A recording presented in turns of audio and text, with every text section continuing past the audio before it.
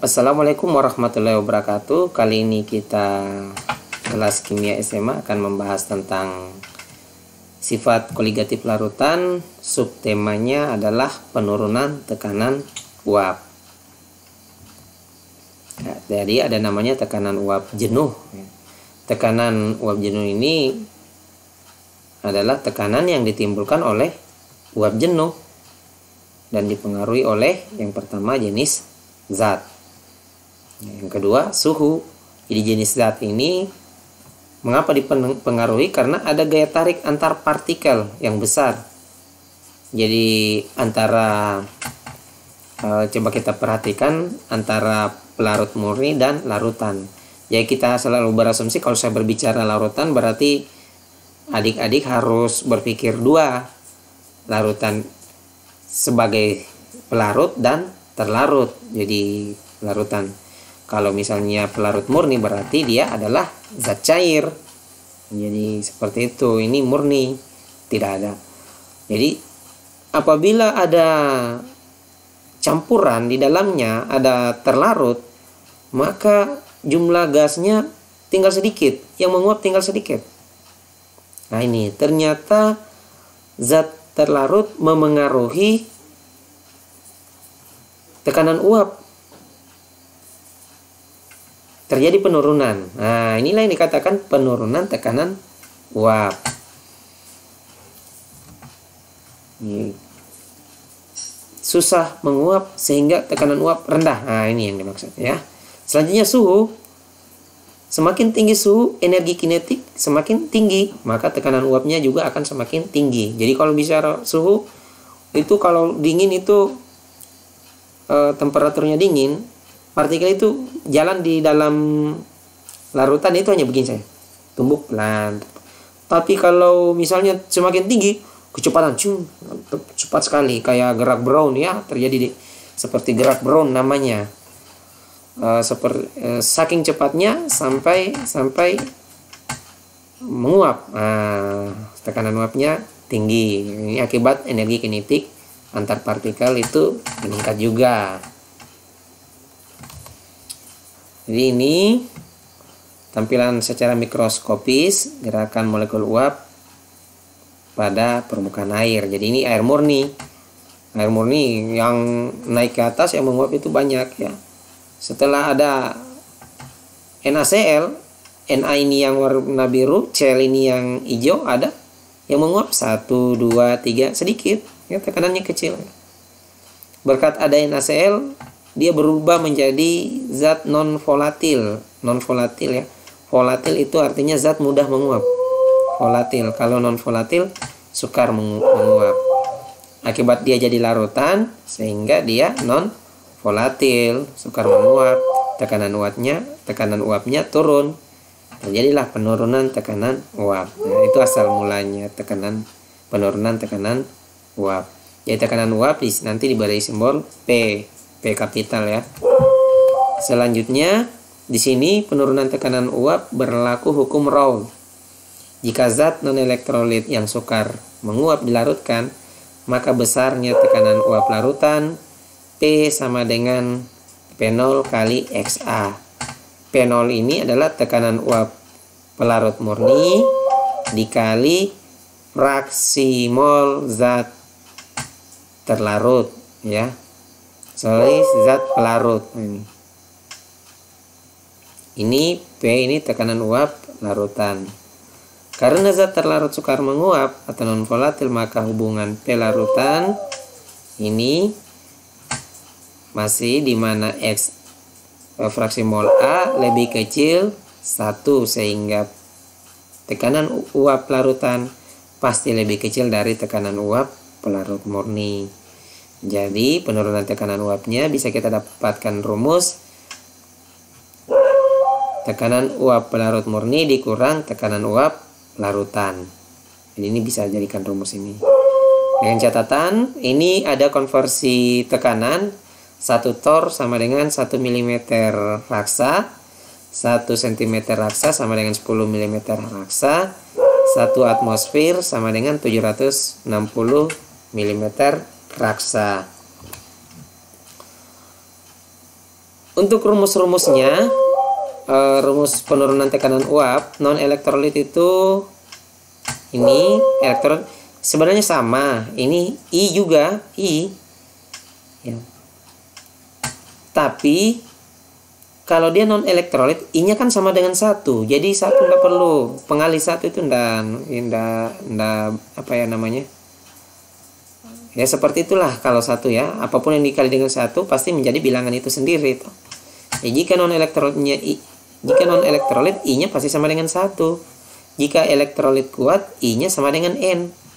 Kalau dia elektrolit lemah, ini rumusnya I sama dengan 1 tambah alfa dalam kurung N kurang 1.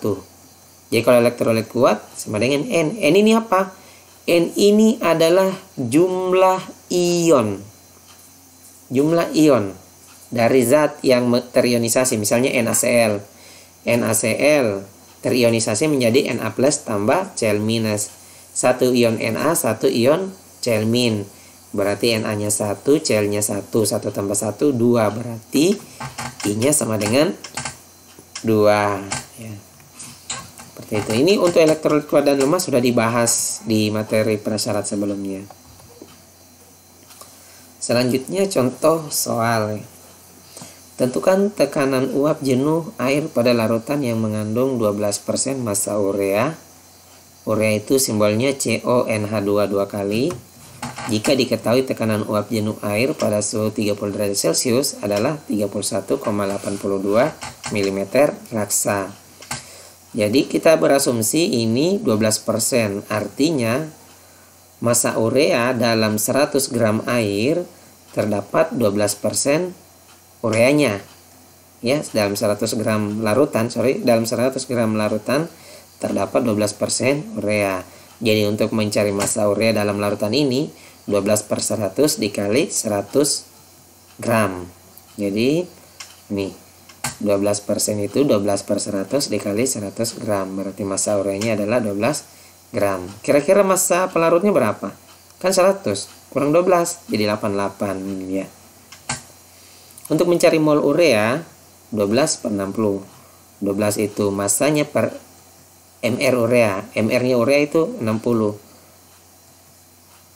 C AR-nya 12, O 16. 16 tambah 12 28.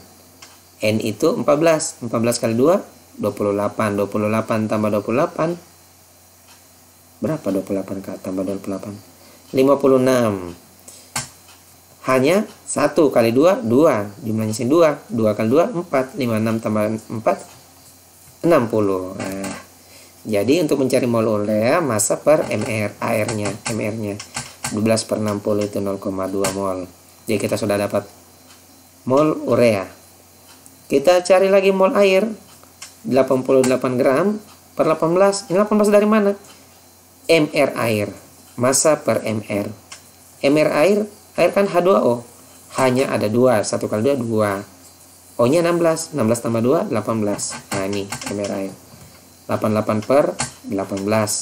Hasilnya berapa? 4,89 mol. Kita cari lagi fraksi mol air pelarut. Nih, kan rumusnya tadi P sama dengan P0 kali XA. Jadi fraksi mol zat pelarut 4,89 per mol air per mol air tambah mol urea. Jadi kalau ada operasi seperti ini jumlahkan dulu dia. Nggak boleh langsung dibagi satu-satu. Jumlahkan dulu. Ini tambah ini 4,990 ya. 4, berapa ini? Oh 5,09 nih. 5,09 4,89 per 5,09 itu ini 0,96. Lalu kita masuk di rumus P sama dengan P0 kali fraksi mol pelarut. Ini 31,82 dari mana? Ini soal 31,82 dikali ini fraksi molnya ini 30. Jadi tekanan uap jenuh dengan adanya zat terlarut menurun menjadi 30,55 mm raksa.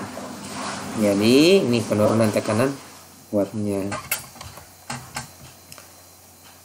Selanjutnya larutan non elektrolit terdiri atas 10 gram zat terlarut B yang sukar menguap dan 200 gram zat pelarut. Jadi zat pelarut adalah A, zat terlarutnya B 200 gram. Pada suhu tertentu tekanan uap larutannya ini, jika pada suhu tersebut tekanan uap jenuh pelarut A sama dengan ini, maka hitung massa. Jadi MR nya yang ditanya, MRB ini. Tadi terlarutnya sudah diketahui CONH2, ini masih siapakah si B? Nah, gitu toh. Kalau ditanya siapakah si B? Nah, nih kita cari jumlah mol zat terlarut atau B. Nah, molnya berarti massa per MR. Nah, massanya 10. MR nya belum diketahui, kan belum diketahui ya. Nah, untuk pelarut massanya sudah diketahui, MR nya sudah diketahui. Langsung saja 200 per 74. Ini kan A. 200 per 74 itu 2,7. Kita cari fraksi mol A. Ini fraksi mol A, Na, mol A per mol B tambah mol A. 2,7 sudah diketahui, ini belum. Nah, ini jadikan persamaan 1. Kita lanjut. Rumus tekanan uap larutan sama dengan P0 kali fraksi molnya. Nah, kalau yang mau dicari fraksi mol, ini pindahkan ya. Pindahkan kali pindah ke sebelah jadi bagi P per P0. Jadi XA P-nya sudah ada enggak P-nya? Oh ini. Ini ya. P0-nya ini ada 442 dan 0,98. Sekarang XA-nya sudah diketahui. Ya, jadi XA ini ada di sini. Nah, nanti kita substitusi ini ke sini. Nah, sudah aman sekarang. Kita lihat. Oke. Nah, ini sudah disubstitusi kan? Dari 0,9 kita pindahkan sini. Jadi ini. Nah, ini 2,7 ini. Ya, ini. Terus ini kasih pindah saja ini. Ini kasih pindah ke sebelah ini. Semua yang di bawah ini kasih pindah sini. Tak. Oke. Jadi dia pindah 2,7 ini tinggal sendiri dia sini. Yang ini tinggal sendiri di sini. 0,9 ini, yang ini yang bagi sudah pindah di sini. Sudah posisi kali. Bagi pindah ke sebelah jadi kali ini sekarang kali 1,1. Ini kali masuk dalam. Hasilnya ini. Ini kali masuk dalam. Hasilnya 9,8 per ini. Tetap. Habis itu positif pindah ke sebelah jadi negatif. Kalau positif pindah ke sebelah jadi negatif. Makanya ini. Nih jadi negatif. Ini masih tetap ini. Sisa sendiri dia. Ini. Lalu ini hasil ini kurang ini. Hasilnya ini. Sekarang ini. Bagi pindah ke sebelah jadi kali. Nah, ini. 0,054 ini pindah ke sebelah jadi kali. Sekarang kali pindah ke sebelah jadi bagi. Oke, ini bagi ini hasilnya ini. Jadi MR-nya ini 181,5. Kalau saya lihat MR ini lebih cenderung ke glukosa deh. Oke. Nah, sekarang kita lihat diagram PT untuk penurunan tekanan uap. Jadi ini tekanan uap. Jadi ini titik garis didih larutan ini. Oke, di sini fase gas, semua yang di bawah, yang di atas adalah fase padat, ini fase cair. Ya. Oh, kayaknya ini lebih bagus kita jelaskan di ini titik didih dan titik beku ya. Oke, saya rasa demikian. Semoga bermanfaat materi tadi. Saya akhiri. Assalamualaikum warahmatullahi wabarakatuh.